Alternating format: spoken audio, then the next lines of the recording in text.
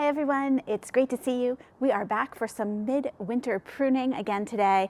Today I am going to be pruning the 2 rows of Sharon bushes that I have. So last fall I planted these rows of Sharon. These are Lucyalthea rose of Sharon. They get a beautiful bright double pink flower and the hummingbirds love rose of Sharon. When I ordered these, I ordered them as standard forms, which means they have a single tree stalk here. Tree stalk, I feel like that's not the right words here. However, just because you order them as a standard doesn't mean they're going to automatically keep growing that way. As you're pruning your rose of Sharon, if you want them to look that standard form with that nice lollipop, big, round, blossomy, branchy part at the top, you have to make sure that you prune them that way. So midwinter is great for this. These are dormant now, so we can really see the structure of the branches and what we need to take out. Also, the great thing about rose of Sharon is that it is very forgiving. So even if you don't prune it exactly correctly, it's going to come back really strong. Now, the first thing you probably want to do is take it down in height by about 1/3. The third measurement is pretty much a standard go-to when you are doing your midwinter pruning, and it'll just take the top off so that we can get a better look at what branches are crossing, what I might be able to do to thin this a little bit. So I'm going to say 1/3 is about there. And usually I clip sort of above where there is a little bud. You can tell that there is a it's not a flower bud, but it's like a little bump on here where a little branch is going to grow in the future. So I try to just give it a nice clean cut there. Now this is a really young bush, so I can use my little tiny pruners here. If you have a big rose of Sharon, you might need to get out some more heavy artillery to be able to do this. But even your larger rose of Sharon can be pruned back. It's a lot easier if you keep it up from when they're really young, but you certainly could give a real good prune to a really big rose of Sharon. And these rose of Sharons, this Lucyalthea happens to be one of the smaller ones, but it still gets to be 8 to 10 feet tall. So, you know, it's a significant structural piece in your garden. Okay, we're shorter. This is good. Now I'm going to look at these branches and see what is crossing. I still have it staked with one stake here.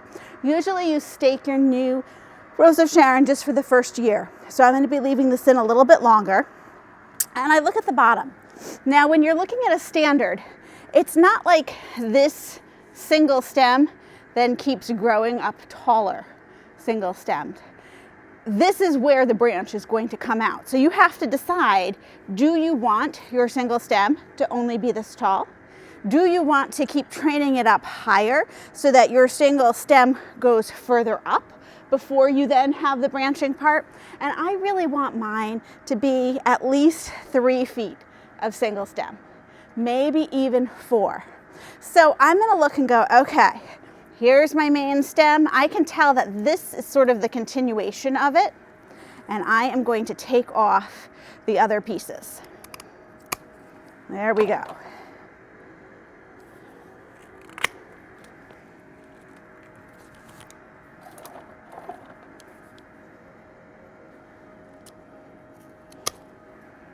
So it seemed a little harsh, didn't it? But this is the right thing to do. You want to actually take this back as close as you can to the main trunk that you are saving. I might need a stronger. You want a nice clean cut, which I'm trying to get here. There we go. Get that a little better. Always make sure that you have nicely sharpened your pruning gear before you come out. There we go. That looks good. Okay, so now notice I have a much taller single stem now. And now this part, it doesn't look like much now, but all these little bumps here are going to send out branches in the spring. And it's going to be well on its way to how I want it to look. So let's head over to my other standard and I'll show you how I do the same thing there.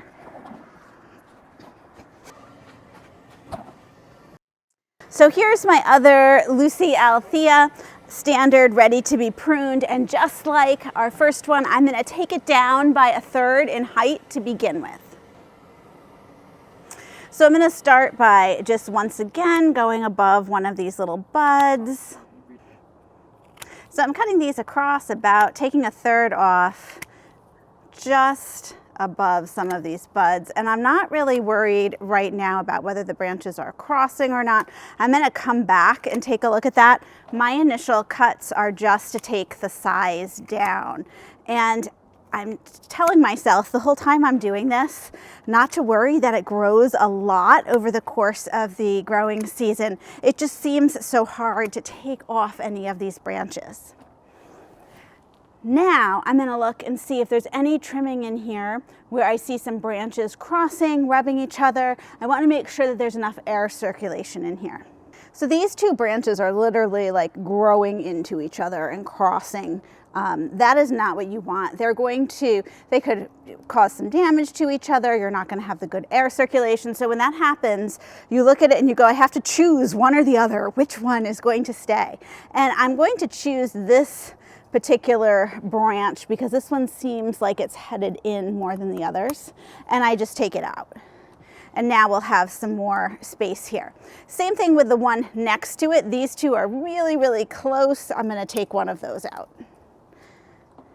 And then I go just down the branches, and anytime I see them where it looks like it could be a problem with them rubbing, look at these two crossed right there, I just take it out so that I don't have that to be a problem in the future. Okay. So let's take a look at this single trunk then that this particular Rose of Sharon has. We have maybe 18 inches of single trunk, and then it starts to split.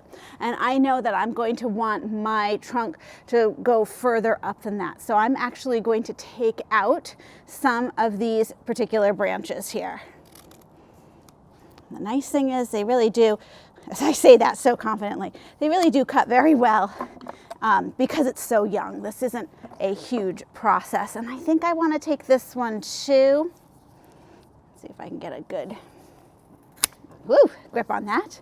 Good. So now we're bringing the stem up further, and then I run into, and this happens, sometimes they don't have a real obvious single leader that continues up. It really branches into three right here. Oh gosh. So what do I do? If I leave it the three, it means that this is how tall it's going to have the single trunk, and then it's going to go to the three trunks, which isn't the end of the world. I could keep these three pretty much on their own until they get up higher. I think that's what I'm going to do. So I'm thinking I want these three here to get nice and thick and be the strong branches. So I'm going to take off a lot of those. Okay, and then I look at these two. Which one do I want to keep? I think I want to keep the one over there.